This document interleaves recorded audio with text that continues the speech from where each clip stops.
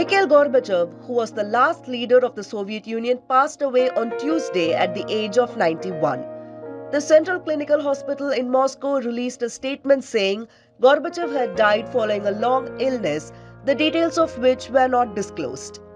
While Russian President Vladimir Putin expressed his condolences on the death of the former Soviet leader, tributes have also been pouring in for Gorbachev from leaders across the world. Gorbachev was always lauded in the West as the man who helped bring down the Berlin Wall and end the Cold War without bloodshed. However, on the other hand, Gorbachev was widely despised at home as the gravedigger of the Soviet Union and blamed for its collapse. Here's a walk down Mikhail Gorbachev's life and a look at what makes him despised at home and celebrated abroad. Mikhail Sergeyevich Gorbachev was born March 2, 1931 in a village in southern Russia. He enjoyed a meteoric rise through the regional party ranks to the post of General Secretary. Soon after he assumed the top office, Gorbachev set out to strengthen the Soviet Union's communist system through democratic and economic reforms, which many considered overambitious.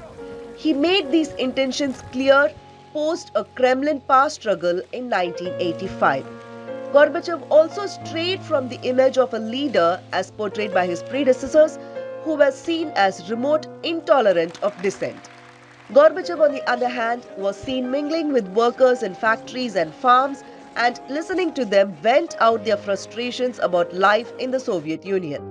Gorbachev used this to strengthen his case for the need for radical change. He saw change as the only way out, as he had inherited a country of inefficient farms and decaying factories in a state-run economy. Gorbachev's policies also saw the rest of the world warm up to him, contrary to the sentiments in his own backyard.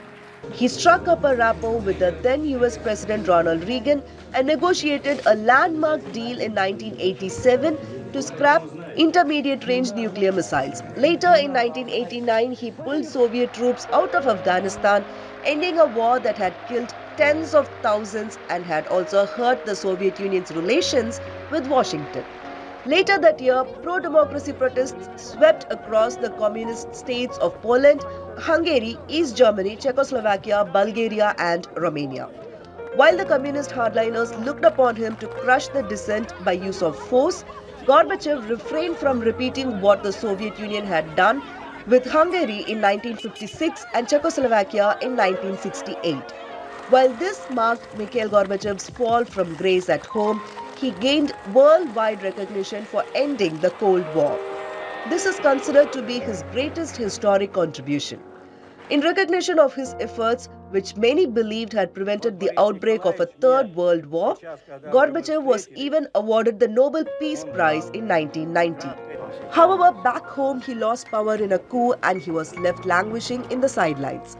Finally, on December 25, 1991, the red flag was lowered over the Kremlin for the last time and Gorbachev appeared on national television to announce his resignation.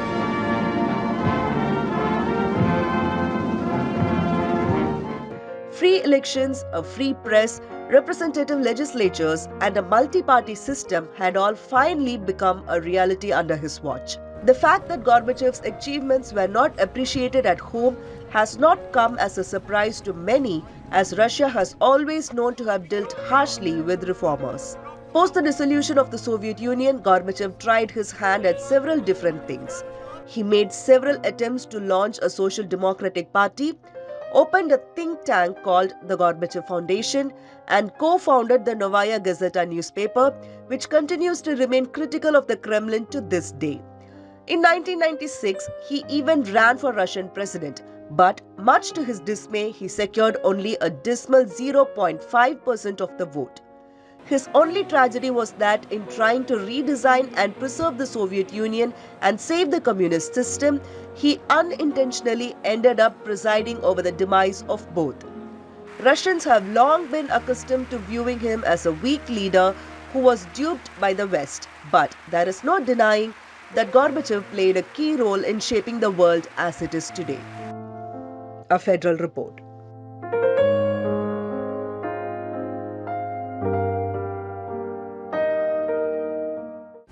Subscribe to the Federal's YouTube page for more interesting updates.